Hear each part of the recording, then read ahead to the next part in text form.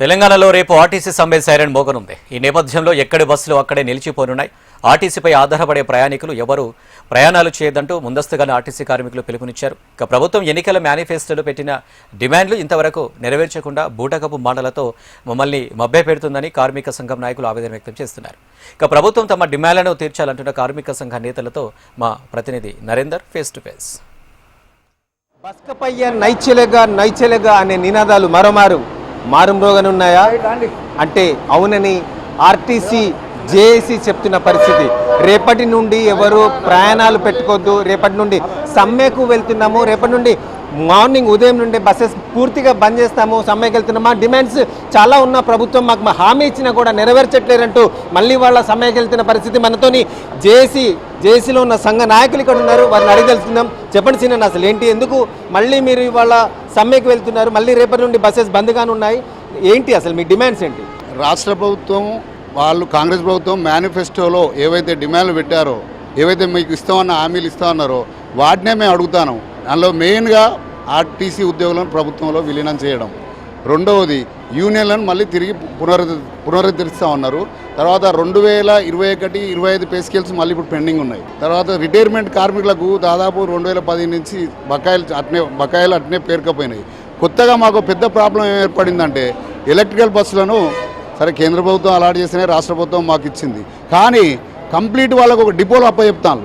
Example ఇక్కడనే Warangal 2 depot ఉంది, complete మొత్తం వాళ్ళకే. అది అందులో కేవలం మేము కండక్టర్లో ఉంటాం అంతే. ఇప్పుడు అక్కడ మెకానిక్ లేరు, డ్రైవర్ లేరు, ఒక్క ఆర్టీసీ బస్సు లేదు. ఇది కూడా ఈ విధానం కరెక్ట్ కాదంటాం మేము.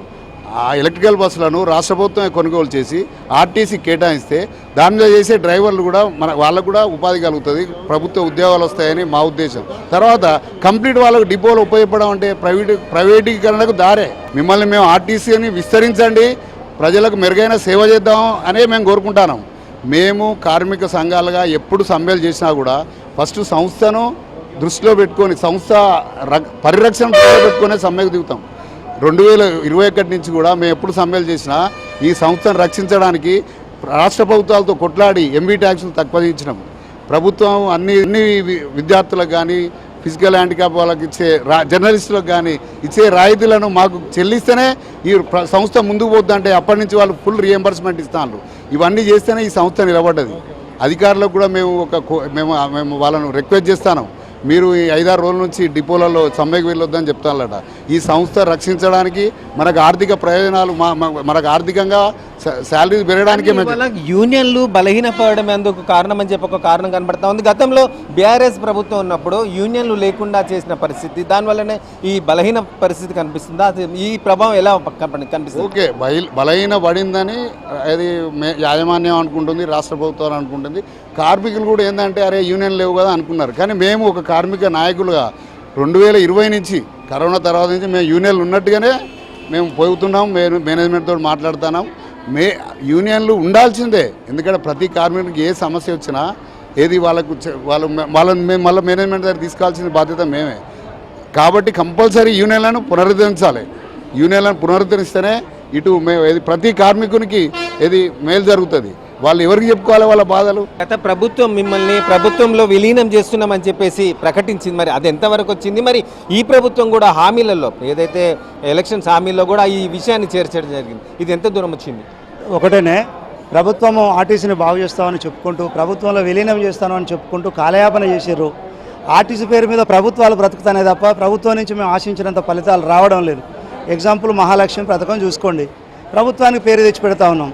కేసీఆర్ ప్రభుత్వంలో కూడా ఆయన ఏం వాడుకుంటే వాటిని ఆ రకంగా వాడుకొని పబ్లిక్ న్యాయం చేసే పద్ధతిలో మేము పోతూ ఉంటే మమ్మల్ని బూచిగా చూపించుకుంటూ వాళ్ళ పాపం గడుపుతున్నారు, కానీ ప్రభుత్వం మమ్మల్ని రక్షించిన పాపాన పోలే. ఉదాహరణకు ఎలక్ట్రికల్ బస్సులే, పొల్యూషన్ పేరు మీద ఒక ఆర్టీసీ వ్యవస్థ దొరికిందని ఎన్ని రకాల వెహికల్స్ ఉన్నాయి రాష్ట్రంలో. అవార్డు తీసుకున్నటువంటి ఆర్టీసీ దాన్ని నిర్వీర్యం చేసే పరిస్థితి ప్రభుత్వాలే తెస్తూ ఉన్నాయి. కార్మికులు కాదు, కార్మిక వర్గం కాదు, కార్మిక నాయకత్వం కాదు. వాళ్ళు ఒక సాగు చూపించుకొని ప్రైవేటైజేషన్ చేయడం కొరకు ప్రయత్నాలు చేస్తున్నారో తప్ప ఆర్టీసీని రక్షించాలనే ఆలోచన వాళ్ళకు లేదు. ఒకవేళ ఉంటే ఈ మహాలక్ష్మి పథకం కానీ, ఈ విద్యార్థులకు ఇచ్చే రాయితీలు కానీ, వగైరా వగైరా వగైరా పబ్లిక్ ఇచ్చే రాయితీలు ఆర్టీసీ భరిస్తూ ఉన్నది. మరి ఏ ప్రభుత్వం సాయం చేసినట్టు దాఖలాలు లేవు. బడ్జెట్లో పెడతామంటారు, అరకొర బడ్జెట్ పెడతారు, మీరు బదులు తెచ్చుకోకపోతే మేము జమానత్ ఇస్తామంటారు. మా చావు మేమేం చేస్తున్నాం తప్ప రూపాయి ఆశించినటువంటి పరిస్థితి ప్రభుత్వం నుంచి రావడం లేదు. ఇవాళ ప్రయాణికులకి కానీ ఆర్టీసీకి కానీ నష్టం చేయాలనే ఆలోచన మాకు ఎప్పుడూ లేదు. ఏది ప్రభుత్వం మాకు ఇచ్చిన హామీలు నిలబెట్టుకొని మాకు రావాల్సిన బకాయిలు కానీ పిఆర్సీలు కానీ ఇవ్వాల్సిందే, ప్రభుత్వం లోపల విలీనం చేయాల్సిందే. ఆ కోణం దిశగానే ప్రభుత్వం ఇచ్చిన హామీలు నెరవేర్చుకునే కోణం దిశగానే మేము ఇవాళ సమ్మెకి వెళ్తున్నామే తప్ప దేనికి కాదు. కాబట్టి ప్రభుత్వం తప్పకుండా దీన్ని ఆలకించి మాకు సమ్మెకు వెళ్లకుండా ఇవాళ మాకు ఖచ్చితమైన హామీ ఇవ్వాలని చెప్పేసి డిమాండ్ చేస్తున్నారు. లేని పక్షంలో మాత్రం రేపు ఉదయం నుండి ఎక్కడి బస్సులు అక్కడ ఆగిపోతాయి, ఎక్కడ బస్సులు ఎక్కడ నడవకుండా ప్రయాణికులు చేయొద్దు, ఇబ్బంది పడొద్దని చెప్పి ముందస్తుగా వీళ్ళు ప్రకటన చేస్తున్న పరిస్థితి. Cameraman Sampath, Narendra, HM TV, Warangal.